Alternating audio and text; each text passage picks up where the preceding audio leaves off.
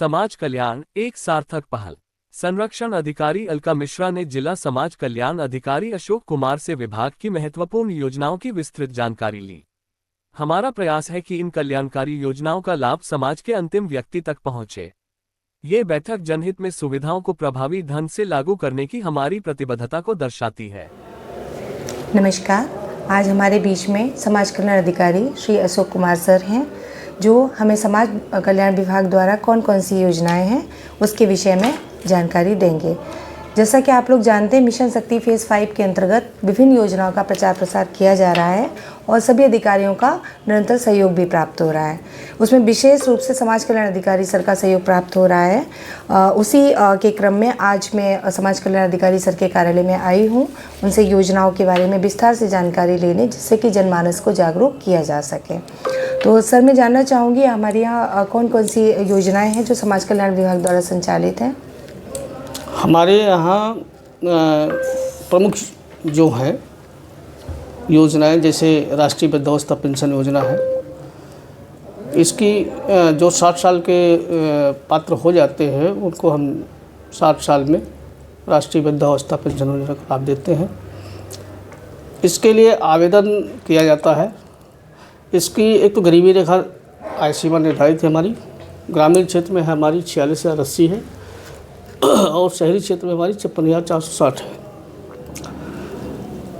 इसके लिए किसी भी साइबर कैफ़े में या अपने मोबाइल से या किसी भी कंप्यूटर की दुकान से लाभार्थी अपना ऑनलाइन आवेदन कर सकता है। आवेदन करने के बाद ऑटोमेटिक वो सत्यापन कार्य चलता रहता है और 3 से 4 महीने के अंदर में उसकी पेंशन उसके खाते में चली जाती है। दूसरी हमारी योजना है राष्ट्रीय पारिवारिक लाभ योजना।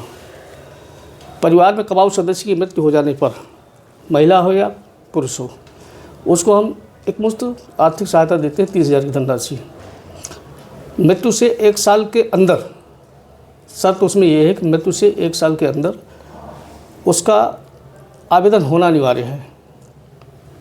इसके लिए भी वो हमारी गरीबी रेखा है, जो मैंने अभी आपको पूर्व में राष्ट्रीय वृद्धावस्था पेंशन योजना के लिए बताया, वही इसके लिए भी है पात्रता। उसमें आधार कार्ड है और मृतक का आधार कार्ड लगेगा, आवेदक का भी लगता है, आय प्रमाण पत्र लगता है। ये सारे डॉक्यूमेंट लगा के कहीं भी वो ऑनलाइन आवेदन करा सकता है, उसका लाभ उसको 30,000 रुपये मिल जाता है। अगली हमारी योजना है अनुसूचित जाति अत्याचार उत्पीड़न। इसके विषय तो आप जानती ही होंगे। इसमें अपराध की प्रकृति क्या है, अनुसूचित जाति के ऊपर जो अत्याचार किया जाते हैं अदर बिरादरी के द्वारा, उसमें अपराध की प्रकृति के हिसाब से रुपया 1 लाख से 8.25 लाख रुपए तक धनराशि हम लोग देते हैं। इसमें क्राइटेरिया निर्धारित है कि 25% FIR पे, 50% आरोपपत्र न्यायालय में जाने पे और शेष जो निर्णय हो जाता है उसके बाद दिया जाता है शेष धनराशि।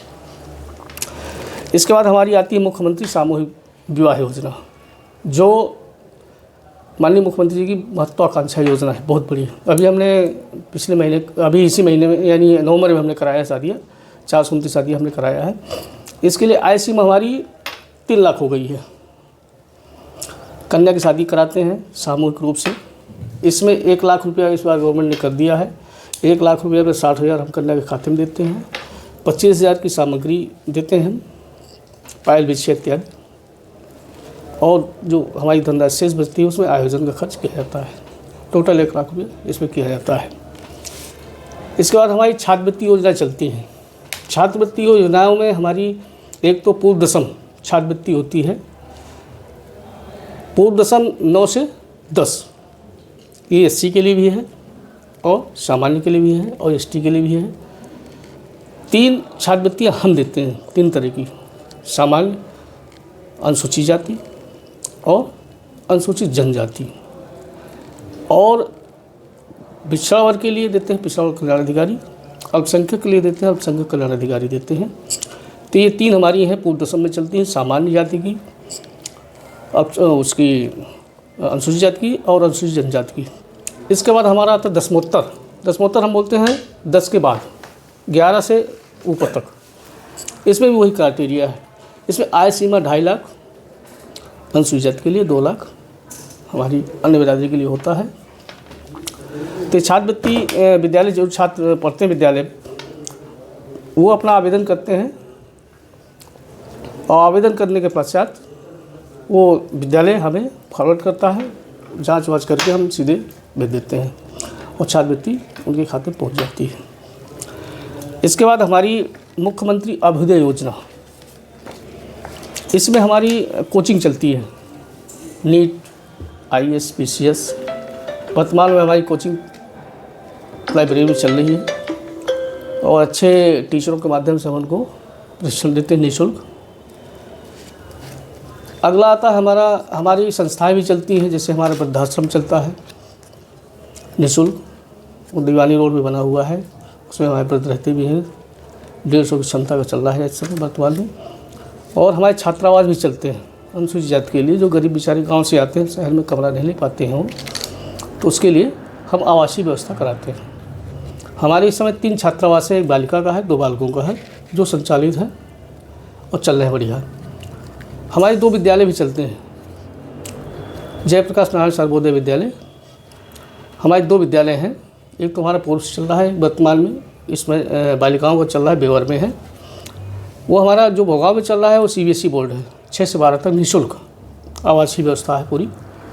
और जो हमारा बेवर में चल रहा है वो 6 से 12 है, लेकिन अभी हम 6 से 8 तक हमें मान्यता मिली है और 6 से 8 तक हम चला रहे हैं, वो बालिकाओं का है, वो UP बोर्ड से चल रहा है। इतनी हमारी योजनाएं प्रमुख हैं।